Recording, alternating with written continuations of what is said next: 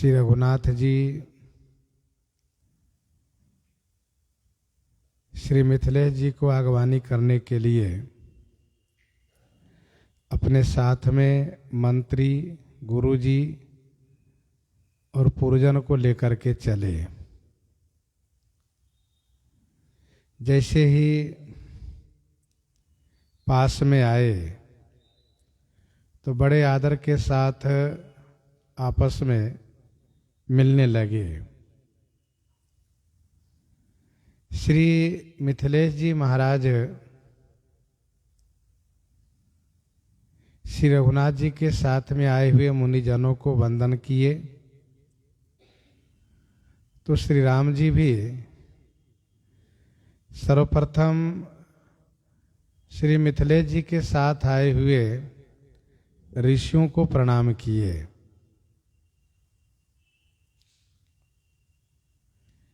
अपने भाइयों के सहित श्री राम जी श्री मिथिलेश जी महाराज से मिल करके समाज को साथ में लेकर के आश्रम की ओर प्रस्थान किए।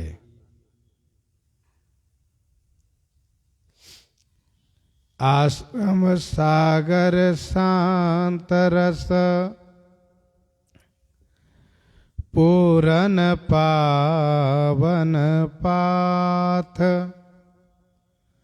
से न मनहु करुणा सरित लिए जात रघुनाथ लिए जात रघुनाथ।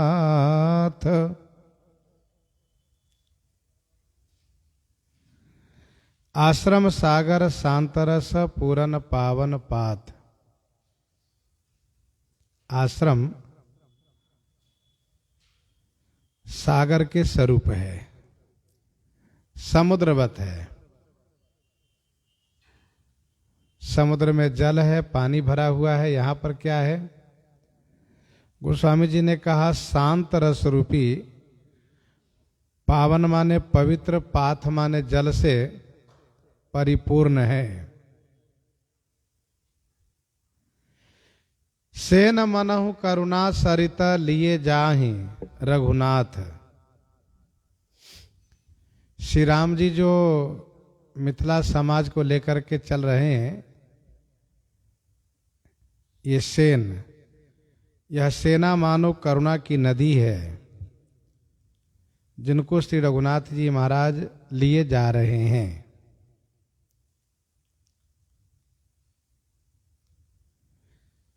आश्रम में पूर्ण रूप से शांत वातावरण है,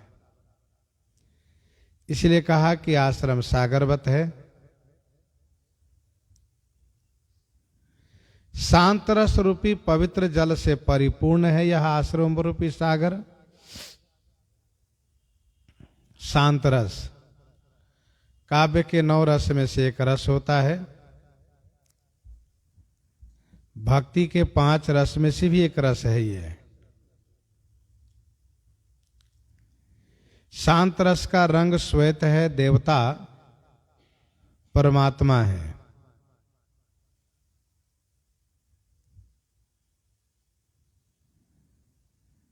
जिसके जीवन में शांत रस का अभ्युदय होता है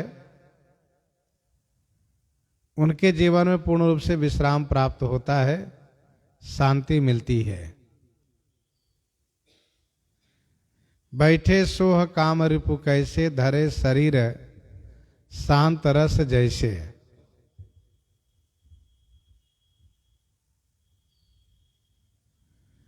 शांत रस अभ्युदय तब होता है जब हृदय में कोई काम न हो, कोई कामना न रह गई हो।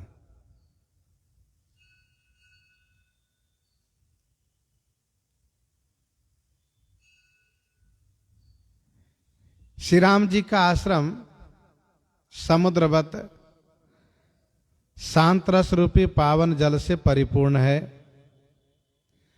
अर्थात आश्रम में कहीं प्रकार से कोई वैर भाव नहीं है, कोई भय नहीं है, सबको पूर्ण रूप से शांति है।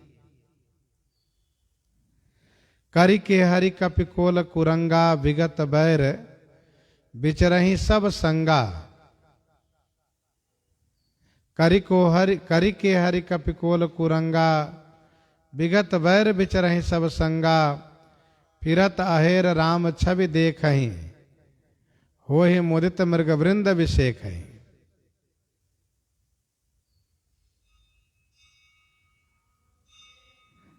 बैराग संदीपनी 43 से लेकर के 50 तक में गोस्वामी जी ने शांत रस के बारे में कहा है।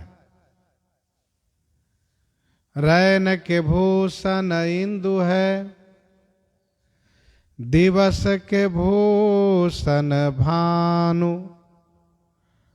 दास के भूषण भक्ति है, भक्ति के भूषण ज्ञान। ज्ञान के भूषण ध्यान है, ध्यान के भूषण त्याग। त्याग के भूषण शांति पद, तुलसी अमल अदाग। तुलसी अमल अदाग। त्याग का भूषण ही है शांति पद। यदि शांति नहीं आई तो त्याग फिर नहीं हुआ है, ऐसा मानना चाहिए। त्याग के भूषण शांति पद। जैसे रात्रि के भूषण चंद्रमा है, दिन के भूषण सूर्य है। दास के भूषण भक्ति है और भक्ति के भूषण ज्ञान है। ज्ञान को भूषित करने वाला ध्यान है, तो ध्यान को भी भूषित करने वाला त्याग है। उस त्याग को भी भूषित करने वाला कौन है? का शांति पद। अमल अदाग शांति पद, सारा सकल कलेशन करत प्रहारा।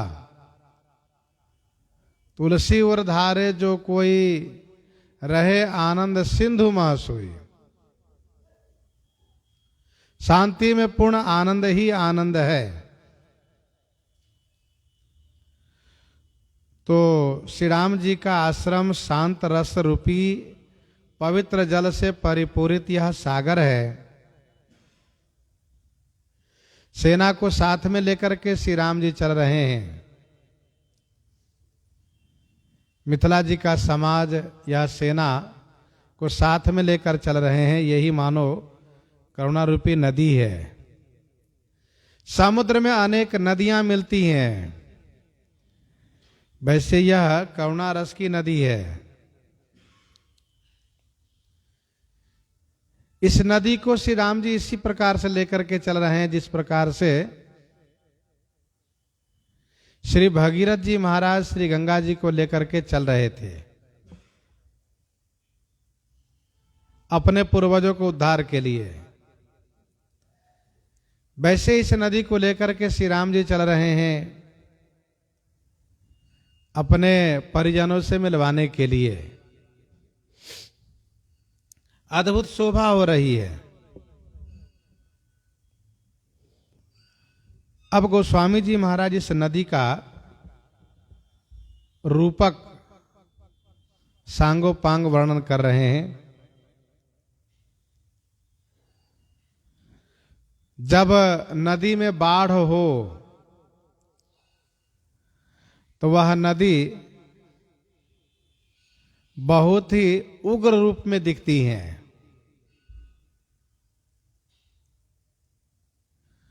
और उनका स्वरूप कैसा होता है, वह क्या नुकसान करती हैं, इन सब बातों को गोस्वामी जी यहां पर वर्णन कर रहे हैं। बोरति ज्ञान विराग करारे। बोरति ज्ञान विराग करारे। बचन सशोक मिलत नदनारे। बचन सशोक मिलत नद नारे बोरति ज्ञान विराग करारे।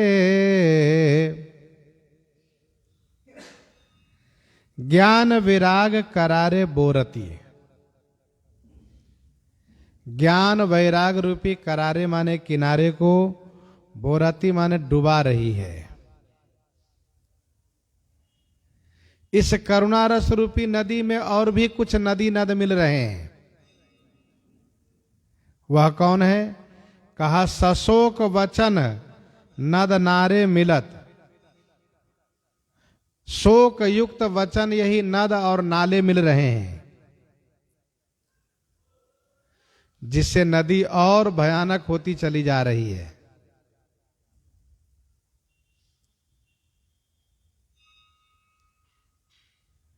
अयोध्या कांड में ही श्री कैकेयी जी के रोष को लेकर के गोस्वामी जी ने एक नदी का रूपक प्रस्तुत किया है। अस कहि कुटिल भय उठी ठाढ़ी, मानहु रोष तरंगनी बाढ़ी। तो वैसे यहां पर यह करुणा रस की नदी है। बोरति ज्ञान विराग करारे, अर्थात जब करुणा अपनी पराकाष्ठा पर होती है तो वहां पर ज्ञान वैराग्य का अभाव हो जाता है।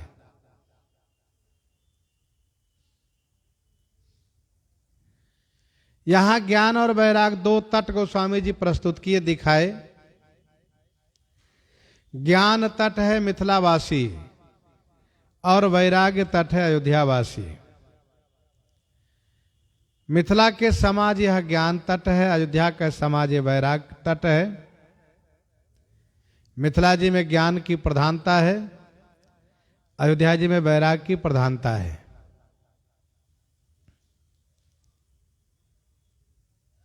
सशोक वचन यानी शोक युक्त वचन, ये नद और नाले मिल रहे हैं। नद ये पुरुषवाचक है, जैसे ब्रह्मपुत्र है, सोनभद्र है, व्यास है, ये सब पुरुषवाचक में कहे जाते हैं। नारे माने नाले। श्री राम जी के वन गमन के संदर्भ में शोक युक्त वचन ये नद के समान है। महाराजा श्री अवधेश जी के देहावसान के संदर्भ में शोक युक्त वचन यह नाले के समान है। अथवा तो यूं कह लीजिए, मिथिला वासियों के शोकपूर्ण वचन जो है यह नदवत है और अयोध्या वासियों के शोक युक्त वचन नाले के समान है। मिथिला के लोग अभी अभी आए हैं, इसलिए इनमें शोक की अधिकता है, शोक प्रबल है। तो बचन सशोक मिलत नद नारे, और सोच उसास, सोच उसास समीर तरंगा, धीरज तट तरुबर कर भंगा, धीरज तट तरुबर कर भंगा, सोच उसास समीर तरंगा। सोच उसास समीर तरंगा, धीरज तट तरुबर कर भंगा। सोच, सोच युक्त उसास, सोच पूर्ण अर्थात चिंतित होकर के ऊर्ध्व सांस लेना, सोच युक्त होकर के उसास माने ऊर्ध्व सांस लेना, ऊंची श्वास लेना। ये समीर तरंगा, ये समीर माने हवा, ये हवा है, तरंगा है। जो धीरज तट तरबर कर भंगा, धीरज रूपी तट के बार तरु माने श्रेष्ठ वृक्ष को भंगा कर माने नष्ट कर रही है यह नदी। सोच उसास समीर तरंगा, नदी में बाढ़ आई हो तो वह नदी किनारे को काटती है, और विशेष रूप से किनारे को तब काटने लगती हैं जब नदी को हवा का संयोग मिल जाए, नदी को हवा की सहायता मिल जाए। करुणा में, शोक में जब दुख की बात होती है तो और शोक बढ़ता है और करुणा बढ़ जाती है। तो यहां पर जो सोच कर रहे हैं लोग श्री राम जी के वनगमन के संदर्भ में, महाराजा श्री चक्रवर्ती जी के देहावसान के संदर्भ में, यह सोच पूर्ण जो ऊर्ध्व सांस लेते हैं, ऊंची सांस लेते हैं, यही समीर तरंगा है। समीर माने हवा, वायु युक्त तरंग है। जैसे सोच पूर्ण ऊर्ध्व सांस है, वैसे यहां पर हवा युक्त तरंग है। धीरज तट, तट के धीरज रूपी तरुबर को भंग कर रही है। ध्यान दीजिएगा, ज्ञान वैराग ये किनारे गोस्वामी जी ने ऊपर की चौपाई में कहा है। तो इस चौपाई में धीरज तट का मतलब हुआ तट के, ज्ञान वैराग रूपी तट के किनारे के धीरज रूपी, धैर्य रूपी तरुबर माने श्रेष्ठ वृक्ष को भंग कर रही हैं, नष्ट कर रही हैं। अर्थात बड़े बड़े धैर्यवानों का धैर्य समाप्त हो रहा है, धैर्य साथ नहीं दे रहा है। जैसे ढाहत भूप रूप तरुमूला, ढाहत भूप रूप तरुमूला, चली विपत्ति बारिधि अनुकूला। तो धीरज तट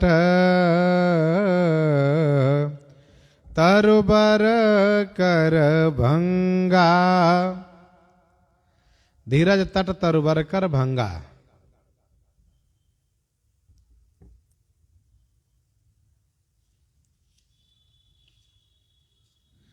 विषम विषाद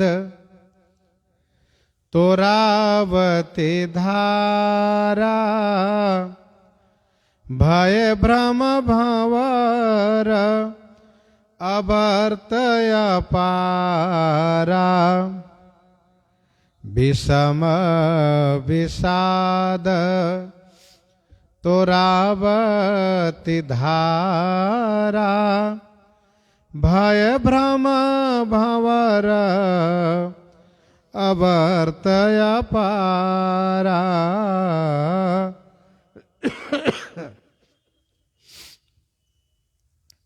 विषम विषाद तोरावती धारा, भय भ्रम भंवर अवर्त अपारा।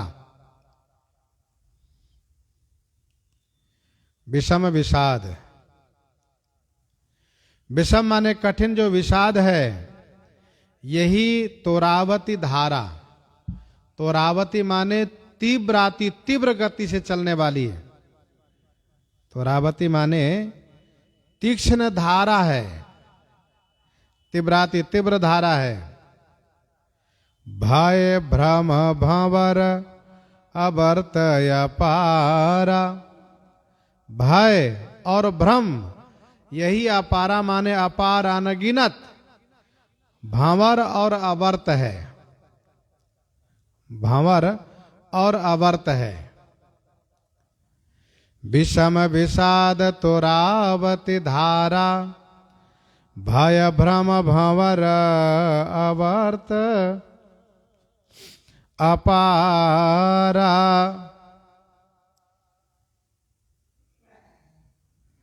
विषम विषाद तोरावती धारा, भय भ्रम भंवर अवर्त अपारा, कठिन विषाद, सबके सब विषाद युक्त हैं। कठिन विषाद यही तोरावती धारा है। तोरावती माने तीव्र धारा है, बड़ी तेजी से बहने वाली धारा है। लोगों में जो भय है ये और भ्रम है, ये भांवर और अवर्त है। भांवर कहते हैं जो जल घूमता है उसको भांवर कहते हैं, और अवर्त उसको कहते हैं जहां जल उलटता हो, उसको अवर्त कहते हैं। वैसे कुछ टीकाकारों ने यह कहा कि छोटा भंवर भंवर है और बड़ा भंवर अवर्त है। तो अवर्त उसे कहते जहां जल उलटता हो। कभी आप देखिएगा जब नदी में विशेष बाढ़ आई हो तो कहीं कहीं जल घूमता रहेगा, और जहां जल घूमता वहां खाई हो जाती है। और जहां अवर्त होता है, अवर्त माने जल उलटता रहता है, वहां भी गड्ढा हो जाता है। बड़े बड़े कुशल तैराक इस भंवर और अवर्त से निकालने में, अपने आप को निकालने में असमर्थ पाए जाते हैं। बड़े बड़े कुशल तैराक इस भंवर अवर्त से अपने आप को निकालने में असमर्थ पाए जाते हैं। अर्थात यदि विशेष भंवर के चक्कर में पड़ गए अथवा अवर्त के चक्कर में पड़ गए तो उनका डूबना निश्चय हो जाता है। जो जल उलटता है वो एकदम से नीचे जल जाता है, उल्टी मारता है, जल उलटता रहता है, भंवर बन एक जगह घूमता रहता है, वो नचाता है, नाचता है। तो विषम विषाद तोरावती धारा, भय भ्रम भंवर अवर्त अपारा।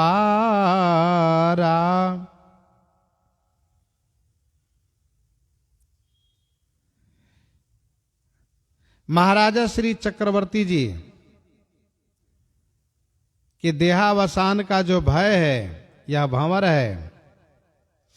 श्री राम जी अयोध्या जी लौटेंगे या नहीं, यह जो भ्रम है यही अवर्त है।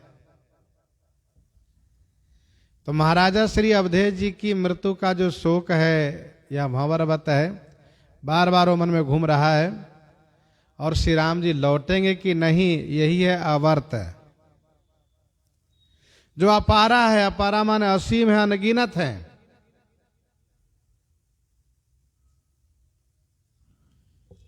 केवट बुध विद्या बड़ी नावा, सकई न खेई ऐक नहीं आवा। केवट बुध विद्या बड़ी नावा, सकई न खेई ऐक नहीं आवा। केवट बुध विद्या बड़ी नावा, सकहि न खेई ऐक नहीं आवा।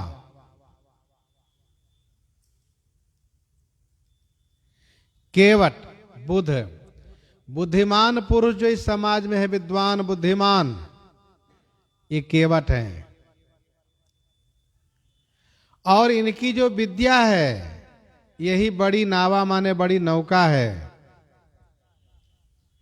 परंतु ध्यान रहे, जब नदी में बाढ़ हो अत्यधिक, नदी जब उग्र रूप में हो, तो केवट यह कह देता है कि आज नौका नहीं चलेगी। लंगर डाल देता है, कहता आज नौका नहीं चलेगी। क्यों? कहा इसमें नौका चलाना बहुत खतरा है। कभी भी यदि भंवर अवर्त के चक्कर में पड़ गए तो फिर जय सीताराम हो जाएगा, हम लोग बच नहीं पाएंगे। तो आज नौका नहीं चल पाएगी। जब जल का वेग कुछ कम हो तब नौका चलाई जा सकती है। वैसे ही अत्यधिक करुणा रस में, अत्यधिक शोक में समझाते नहीं बनता है। जब करुणा रस का वेग कुछ कम हो तब कुछ समझाते बनता है। यहां पर बड़े बड़े विद्वान, बुद्धिमान ये केवट के समान हैं। जैसे श्री वशिष्ठ जी, श्री वामदेव जी, श्री विश्वामित्र जी, श्री जाबाली जी, श्री शतानंद जी, गौतम जी इत्यादि, ये सब बड़े बड़े महापुरुष लोग हैं। ये सब केवट के समान है। ये ऐसे केवट हैं कि संसार के जीवों को भवसागर से पार कर देते हैं अपनी विद्या रूपी नौका के माध्यम से। तो केवट बुद्धि विद्या बड़ी नावा, बड़ी विद्या ही बड़ी नौका है। बड़ी विद्या अर्थात 14 प्रकार की विद्या होती है। 14 प्रकार की विद्या होती है। यह जो विद्या है इनके पास, यही बड़ी नौका है। लेकिन सकही न खेई, सकही न खेई माने नौका नहीं चला रहे हैं। क्यों नहीं चला रहे हैं? तो गोस्वामी जी कहते हैं ऐक नहीं आवा। ऐक माने अंदाज नहीं मिल रहा है, अटकल नहीं मिल रहा है, समझ में नहीं आ रहा है कि नौका हम चलावें किधर से। वैसे ही बड़े बड़े विद्वान बुद्धिमान पुरुष यह सोच नहीं पा रहे हैं कि मैं कैसे हम इनको समझावें, कैसे समझावें, किस तरह से समझावें, ये समझ में खुद ही नहीं आ रहा है।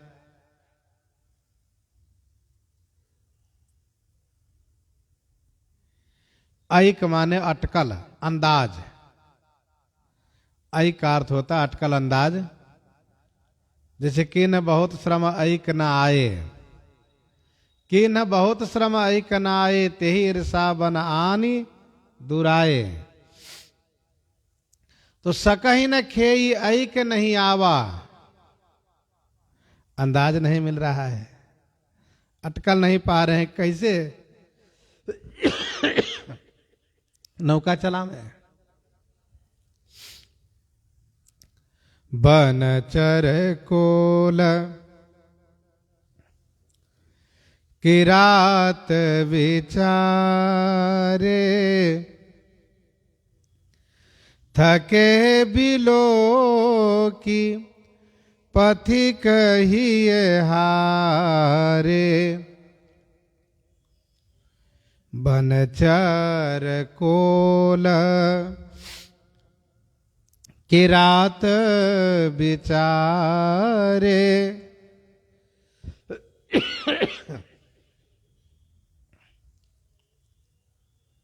यही है पथिक। कौन? ये विचारे। बनचर माने वन में विचरण करने वाले, कोल किरात।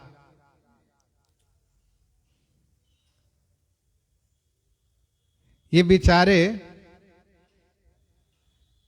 वन में विचरण करने वाले कोल किरात, थके बिलो की, इस नदी को देख करके, करुणा रस की नदी को देख करके, अर्थात अयोध्या मिथिला वासियों के शोक को देख करके, रुदन को देख करके थके माने स्तब्ध रह गए। ये हारे, हृदय से हार मान लिए, हृदय से हार मान लिए। बनचर कोल किरात विचारे, थके बिलो की पथिक हिये हारे। थके बिलो की पथिक हिये हारे। ये बेचारे बनचर कोल किरात, पथिक माने यात्री के जगह स्थान में, पथिक माने यात्री के स्थान में है, राही है, यात्री है। ये इस नदी को देख करके स्तब्ध रह गए, हृदय से हार मान गए। अर्थात इन कोल किरात बनचरों को लगा इतना करुणा, इतना शोक इतना कष्ट, जहां बड़े बड़े ऋषि मुनि स्तब्ध है तो हम लोग किनसे क्या कह सकते हैं। भाई नदी की उग्रता को देख करके कुशल तैरने वाला भी हार मान लेता है कि नहीं ना, हम नहीं तैर सकते, तैरने की साहस नहीं कर सकते। ये सब स्तब्ध रह गए। आश्रम उदधि मिली जब जाई, आश्रम उदधि मिली जब जाई, मनहु उठे अम्बुधि अकुलाई, मनहु उठे अम्बुधि अकुलाई, आश्रम उदधि मिली जब जाई। जब यह करुणा रस की नदी आश्रम उदधि जाई मिली, आश्रम रूपी उदधि माने सागर में जाकर के मिली, तो मनहु अम्बुधि अकुलाई उठे। मनहु मानो, अम्बुधि माने सागर, अकुला उठा, शोकाकुल हो उठा। सागर भले ही शांत हो, स्थिर हो, परंतु जब नदी बहुत वेग से, बड़ी तेजी से सागर में प्रवेश करती हैं तो सागर में क्षोभ होता है, सागर क्षुब्ध हो जाता है, हलचल मचता है, खलबली सी होती है सागर में। श्री राम जी के आश्रम में भले ही शांत वातावरण था, लेकिन श्री राम जी जब मिथिला समाज को लेकर के पहुंचे हैं तो आश्रम में उपस्थित सभी लोग उठकर खड़े हुए और सब एकदम से रोने लग गए। मिथिला समाज, अयोध्या समाज दोनों रोने लग गए, एक दूसरे को देख करके दोनों रोने लग गए। यह स्वाभाविक है कि जब शोक की बात याद आती है तो दोनों तरफ से रुदन होता है। एक वह व्यक्ति रोता है जो पहले से ही शोक में रुदन कर रहा होता है, और दूसरा वह व्यक्ति रोता है जो नया आता है, उन पर भी शोक का प्रभाव रहता है, वह भी रुदन करता है, दोनों रोने लगते हैं। वैसे ही भूप रूप गुण शील सराही, रोवहि शोक सिंधु अवगाही।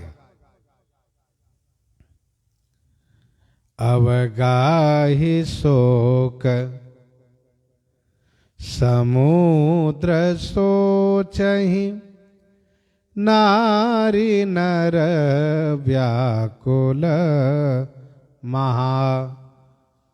दोष सकल सरोस बोलहि, बाम विधि कीन्हो का।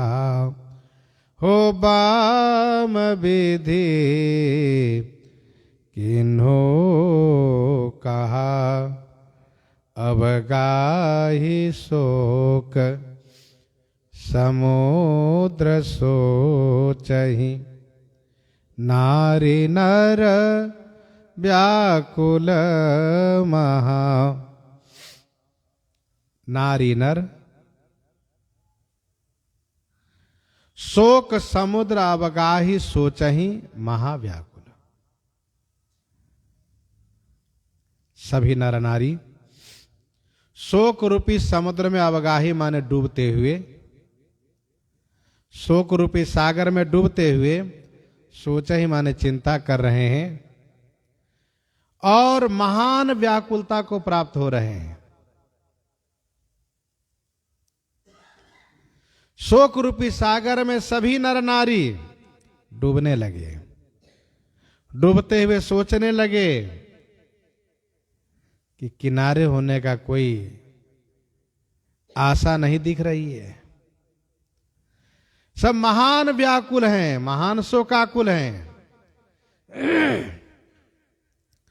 दय दोष सकल सरोस बोलहि, बाम विधि किन्हो कहा।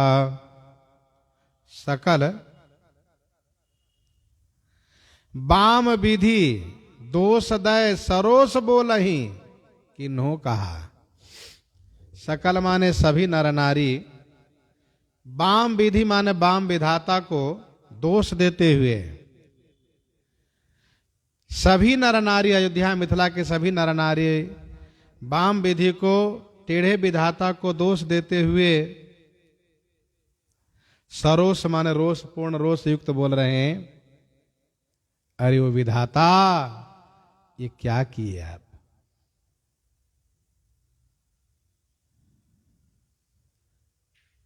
दय दोष सकल सरोस बोलहि, बाम विधि किन्हो कहा।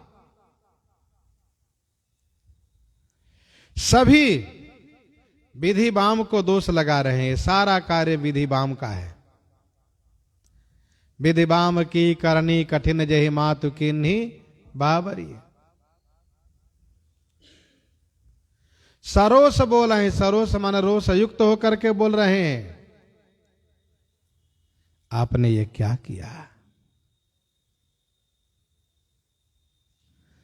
सुर सिद्ध तापस जोगी जन मुनि, देखी दशा विदेह की, तुलसी न समरथ को जो तरि, सकई सरित स्नेह की, तरि सकई सरित स्नेह की। सुर सिद्ध तापस जोगी जन मुनि, देखी दशा विदेह की। सुर माने देवता, सिद्ध तपस्वी और जोगी जन तथा मुनि लोग विदेह राज महाराज की दशा देख करके,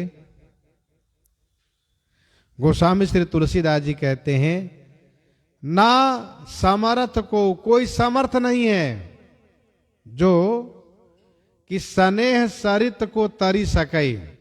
स्नेह रूपी सरित माने नदी से तैर करके पार हो सके। सुर सिद्ध तापस जोगी जन मुनि, देखी दशा विदेह की। सुर माने देवता, सिद्ध तपस्वी जोगी जन मुनि लोग श्री विदेह राज महाराज की दशा देख करके स्तब्ध है। सब जड़वत है। भाई इतने बड़े योगी राज की ऐसी दशा है, उन्हें कोई क्या समझा पाएगा। श्री मिथिलेश जी महाराज स्नेह में ऐसे व्याकुल हैं। गोस्वामी तुलसीदास जी कहते हैं, स्नेह सरित को कौन तैर करके पार हो सकता है, तुलसी न समर्थ को। गोस्वामी जी कहते हैं कोई भी समर्थ नहीं है जो स्नेह सरित को तरी सके, तैर कर पार हो सके। फिर भी लोगों ने समझाना प्रयास किए कि ये अमित उपदेश जहां तहां लोगन मुनि बरन, धीरज धरिए नरेश, कहे वशिष्ठ विदेह सन, कहे वशिष्ठ विदेह सन, कि ये अमित उपदेश जहाँ तहाँ लोगन मुनि बरन। कि ये अमित उपदेश जहाँ तहाँ लोगन मुनि बरन। मुनि बरन माने मुनि श्रेष्ठ लोग, महात्मा लोग, जहां तहां लोगन अमित उपदेश किए। जहां तहां लोगों को अमित माने असीम उपदेश किए। श्री गुरु वशिष्ठ जी ने कहा, हे विदेहराज, हे राजन, धीरज धरिए। कहो वशिष्ठ विदेह सन। श्री वशिष्ठ जी महाराज ने श्री विदेहराज जी से कहा, नरेश मन राजन, आप धैर्य धारण कीजिए। आपके धैर्य धारण करने से इस सब में धैर्य होगा। आपकी अधीरता से सब में अधीरता बनी रहेगी। सो हे राजन, अब आप धैर्य धारण कीजिए।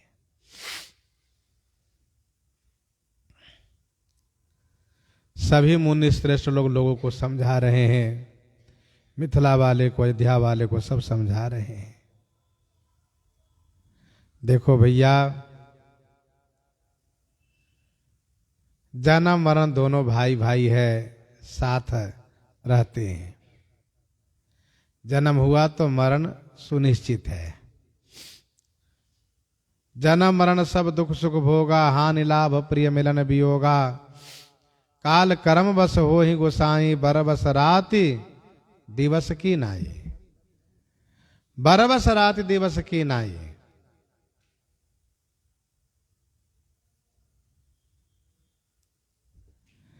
एक न एक दिन यहां से सबको जाना पड़ता है।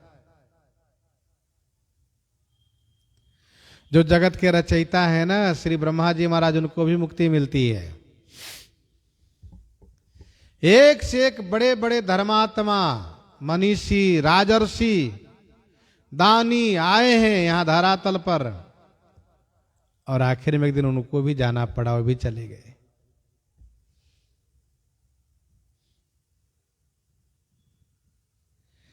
जासु ज्ञान रवि भव निशिनासा, बचन किरण मुनि कमल विकासा। जासु ज्ञान रवि भव निशिनासा, बचन किरण मुनि कमल विकासा। जासु ज्ञान रवि भवन सिनासा, वचन किरण मुनि कमल विकासा। जिनके ज्ञान रूपी रवि माने सूर्य, जिनके ज्ञान रूपी रवि माने सूर्य, भवनिशी नासा, भवनिशी माने संसार रूपी रात्रि को नाश कर देते हैं। जिनके ज्ञान रूपी सूर्य भवनिशा को, संसार रूपी रात्रि को नष्ट कर देते हैं।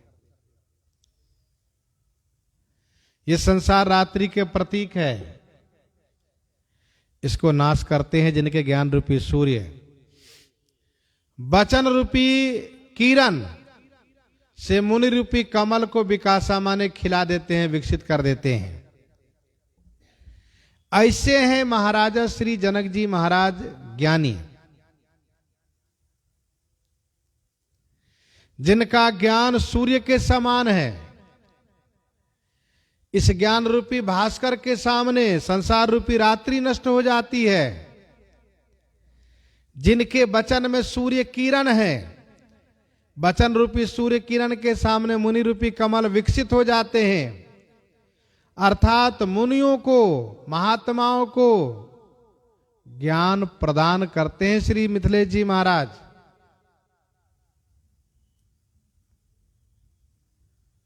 ज्ञान की पक्की शिक्षा श्री जनक जी महाराज दे पाते हैं। तो बचन किरण मुनि कमल विकासा, क्या उनको सांसारिक ममत्व मोह प्रभावित कर सकता है?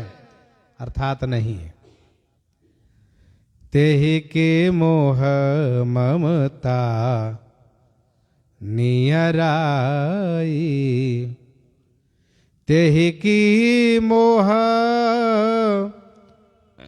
ममता नियराई, यह सिय राम स्नेह बढ़ाई, यह सिय राम स्नेह बढ़ाई।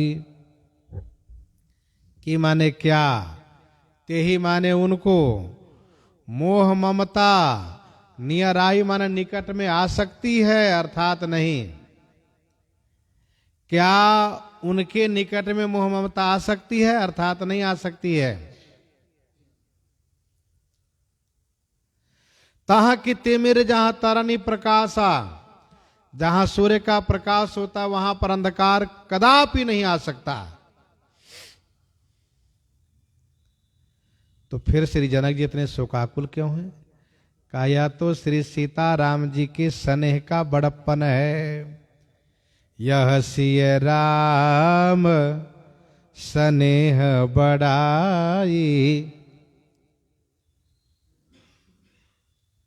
श्री सीताराम जी में जो श्री मिथिलेश जी का स्नेह है, उस स्नेह का बड़प्पन है कि उस स्नेह ने श्री जनक जी महाराज को शोकाकुल कर दिया है, विरहाकुल कर दिया है।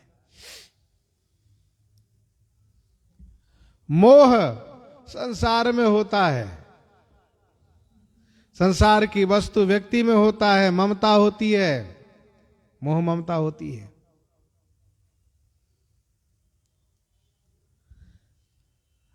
सांसारिक मोह ममता से जीव का क्लेश प्राप्त होता है, कष्ट प्राप्त होता है, जीव की गति नीचे की ओर जाती है।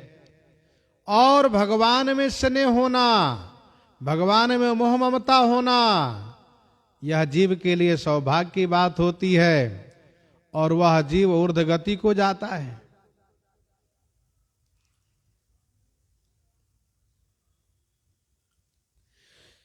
भगवान में कोई न कोई संबंध होकर के स्नेह होना चाहिए।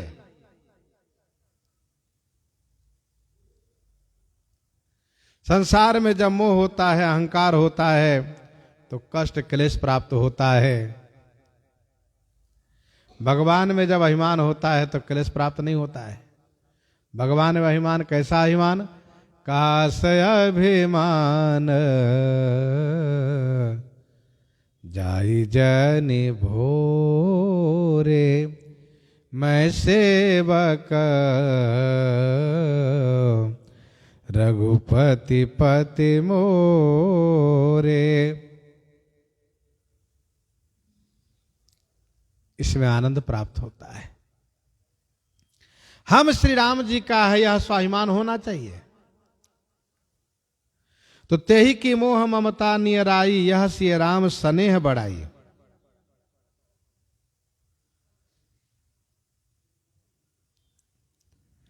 मोह रात्रि है, मोह निशा सब सोव निहारा। ममता भी रात्रि है, ममता तरुणोत्तमी अंधियारी है। तो सांसारिक मोह ममत्व को श्री जनक जी महाराज के ज्ञान रूपी सूर्य ने नष्ट कर दिया है। भगवान श्री सीताराम जी में प्रेम प्राप्त होना यह शोभा है, ज्ञानियों की शोभा है। क्योंकि सोहन राम प्रेम बिनु ज्ञानू, सोहन राम प्रेम बिनु ज्ञानू, कर्णधार बिनु जिमी जल जानू। तो क्या उन श्री जनक जी के पास मोह ममता जा सकती है? नहीं। फिर श्री जनक जी इतने व्याकुल क्यों हैं? कहा यह तो श्री सीताराम जी के स्नेह का बड़प्पन है। जो सांसारिक मोह ममता से मुक्त होता है उन्हीं को भगवान श्री सीताराम जी का स्नेह प्राप्त होता है, और उस स्नेह में वह हमेशा मगन रहता है भक्त। विषयी साधक सिद्ध सयाने, विषयी साधक सिद्ध सयाने, त्रिविध जीव जग वेद बखाने, त्रिविध जीव जग वेद बखाने। विषयिक साधक सिद्ध त्रिविध सयाने जीव जगत में है, ऐसा वेद ने बखान किया है। विषयी जो सांसारिक विषय में पड़ा हुआ है, शब्द स्पर्श रूप रस गंध में डूबा हुआ है, विषयी जिनको विषय चाहिए। और साधक, साधक वह जो विषय से ऊपर उठ रहा है, साधना में लगा है, हमेशा साधना में प्रवृत्त रहता है। और सिद्ध वह जिन्होंने सिद्धि प्राप्त कर ली है साधना करके। ये तीन प्रकार के सयाने जीव हैं जगत में, ऐसा वेदों ने कहा है।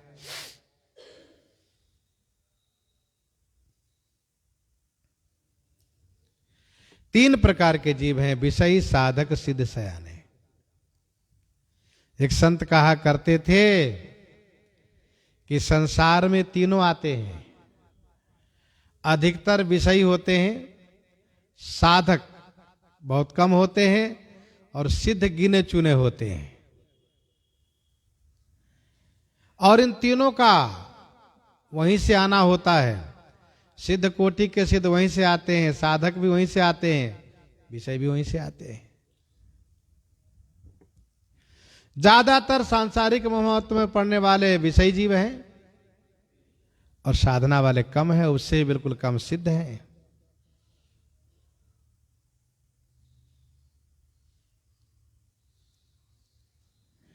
विषयी साधक सिद्ध सयाने, त्रिविध जीव जग वेद बखाने। विषय किसको कहते हैं? जिनको देह गेह भोग यही प्रिय है। से वही लखन सिय रघुवीर ही, से वही लखन सिय रघुवीर ही, जिमि अविवेकी पुरुष शरीर ही। से वही लखन सिय रघुवीर ही, जिमि अविवेकी पुरुष शरीर ही।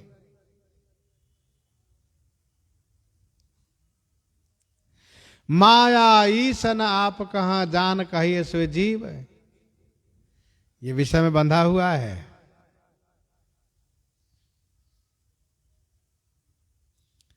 विनय पत्रिका 82 पद में गोस्वामी जी ने लिखा, विनय पत्रिका 82 में, मोह जनित मल लाग विविध विधि, मोह जनित मल लाग विविध विधि, कोटि हो जतन न जाई, जन्म जन्म अभ्यास निरत चित, अधिक अधिक लपटाई, अधिक अधिक लपटाई।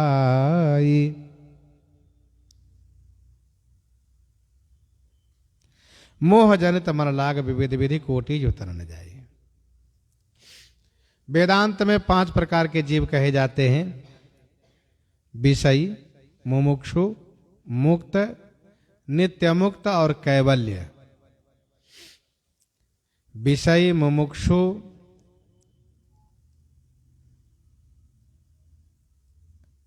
मुक्त, नित्य मुक्त और कैवल्य।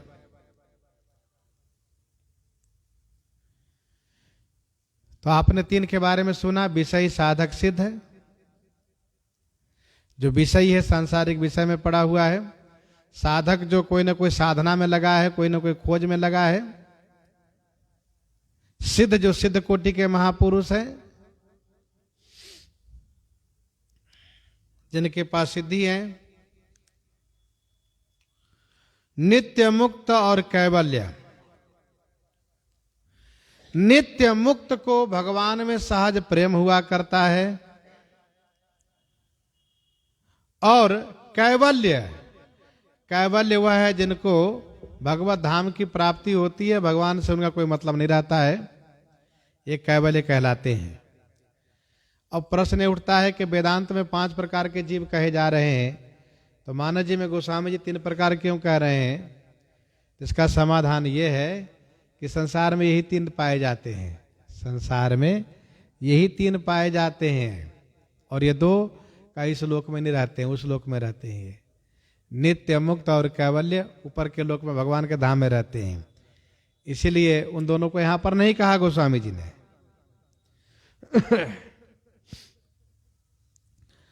तो ये जो 3 प्रकार के जीव हैं, विषयी, साधक, सिद्ध, सयाने। राम स्नेह सरस मन जासु, साधु सभा बड़ आदरतासु, साधु सभा बड़ आदरतासु, राम स्नेह सरस मन जासु। जासु मन राम स्नेह सरस, जिनके मन में श्री राम स्नेह सरस है, चाहे वो विषय हो, चाहे वो विषयी हो, चाहे साधक हो, चाहे सिद्ध हो, तो साधु समाज साधु सभा बड़ आदरतासु। साधु सभा बड़ा आदरतासु, तासु माने उनका साधु सभा में बड़ा आदर प्राप्त होता है। राम स्नेह सरस मन जासु, साधु सभा बड़ आदरतासु। श्री राम जी के चरणों में जिसका स्नेह हो जाए, चाहे वो विषयी हो, चाहे साधक हो, चाहे सिद्ध हो, चाहे कैसा भी हो, यदि श्री राम जी के चरणों में स्नेह हो गया तो साधु की सभा में उसको सम्मान मिलने लगता है। साधु सभा बड़ आदरतासु, क्योंकि बिना राम प्रेम के ज्ञान की शोभा नहीं है। ठीक उसी प्रकार से, किस प्रकार से? जिस प्रकार से कि केवट के बिना नौका की कोई शोभा नहीं है, वह नौका पार नहीं कर सकती। गुरु श्री वशिष्ठ जी महाराज श्री विदेहराज जी को बहुत समझा रहे हैं। जब समझ में कुछ आया तो उनको लेकर के, सबको लेकर के श्री राम घाट में पहुंचते, स्नान करते कराते हैं। इस प्रकार से गोस्वामी जी महाराज वर्णन कर रहे हैं। प्रसंग को यहीं पर हृदयंगम करते हुए आइए श्रवण करते हैं श्री बरवे रामायण जी से।